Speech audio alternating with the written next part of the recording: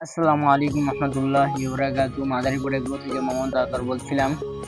আজকে দেখতে পাচ্ছেন আমি আমাদের গরুর জন্য ঘাস কাটতে যাইতেছি। আপনাদেরকেও দেখানোর চেষ্টা করব আমার গরুতে কিরকম ঘাস খায় কিরকম ঘাস খায় না। ওই দিকে গেছিলাম আমি, অন্য কয়েকটা ভিডিওতে ওই দিকে আমি গেছিলাম ঘাস কাটতে। এই যে দেখছেন এইদিকে আমি ঘাস কাটতে গেছিলাম। এই যে দেখছেন আমাদের মসজিদ, খালাসি গান্ধী মসজিদ, খালাসি জামে মসজিদের পাশেই আমাদের বাড়ি। আর এই যে দেখছেন মুক্তচারণ পদ্ধতিতে আমাদের এখানে মুরগি পালন করা হয়। এই মুরগিটা অনেক সুন্দর কালার হয়েছে, আমরা কলম বেঁধে মুরগি পালন করে থাকি। আর এই যে দেখছেন আমার স্বাস্থ্য ব্যয়ের গরু, এই যে দেখছেন আমার স্বাস্থ্য ব্যয়ের গরুতে চাইটা ঘাস খাওয়ায়, সে কি হালা সালা নষ্ট করে ঘাস। এই যে দেখছেন এই পাশেও দেখলাম অনেক ঘাস। আমাদের এলাকায় জমিন হেতু চাষ করা হয় না, বেশিরভাগই জমিনে ঘাস লাগানো। কেউ একটা গরু আছে ঘাস লাগাইতে হয় 5 কাঠা 6 কাঠা এমন ঘাস লাগাইতে হয়। যে দেখছেন এই ধারেও আমাদের এক কৃষক ভাই এই ধারেও মরিচ চাষ করেছেন। এই যে দেখছেন আমি দাও নিয়ে যাচ্ছি, কেননা আজকে আমাদের জমিনের কাজকর্ম পুরো শেষের দিকে। কেননা আমরা আর ঘাস কাটবো না, ওই ওই জমিনের সামনে আবার ঘাস লাগাবো। এবার পাট ধান কাটার পরে আমরা ঘাস লাগানোর চেষ্টা করব, কেননা এত ঘাস কিনে আমাদের কলম পোষাইবে না, তার কারণে আমরা আর ঘাস কিনবো না। কাঁচি গামছা এবং দড়ি নিয়ে আসছি আমাদের সাথে। ওই দিকে আমরা 1.5 কাঠা ঘাস কিনছি, মানে 1.5 কাঠা ঘাস হলো 3 শতাংশ, 3.5 শতাংশ মানে 4.5 কাঠা, 4.5 কাঠা ঘাস,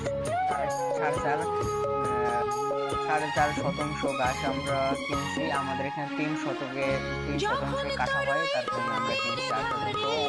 আজকে ভিডিওটা হলো 5-6 দিন আগের ভিডিওটা। এখন আমরা ওই জমিনের ঘাস কাটা শুরু করে দিচ্ছি। জমিনের ঘাস কাটছি কিন্তু বা এই জমিনের ঘাস বড় বড়, এই জমিনের ঘাসও কিনছিলাম আমরা 300 টাকা কাটা, ওই 350 টাকা কাটা কিনছি। এই যে দেখছেন আমাদের ঘাস প্রায় কাটা মোটামুটি কমপ্লিট। আজকে কটা ঘাসই হয়ে যাবে, হবে না একটু টান টান হয়ে যাবে ঘাসে। প্রায় আপনার এখন দুপুর বাজে 10টা, না দুপুর বাজে 12টার সময় বৃষ্টি হয়েছে, ঘামে আর বৃষ্টিতে ভিজে হয়ে গেছে গিয়া। এই পাট ধানের জন্য নেওয়া কেন আমাদের ঘাস, তার কারণে আমরা আমরা ঘাস আর নিই নেই। সামনে নিচে সামনে একটু পাট ধান কম আছে, এর কারণে আমরা সামনে নেওয়ার চেষ্টা করছিলাম ঘাস, নিচেও সামনে ঘাস।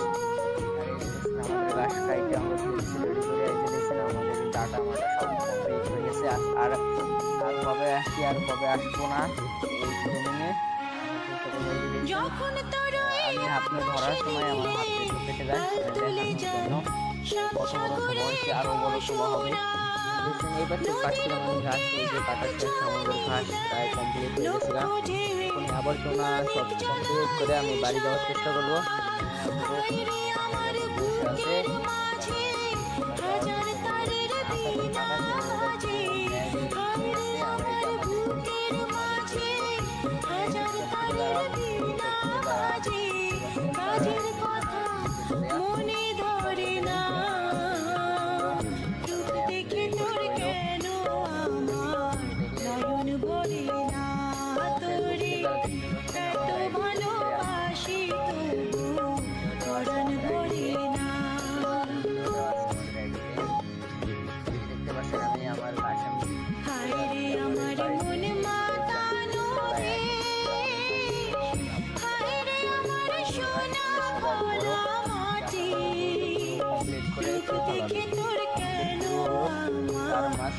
চার মাসের বুঝতে পারছেন, তারপর আমরা গাছ কিনে রাখতেছি আগে তো সামনে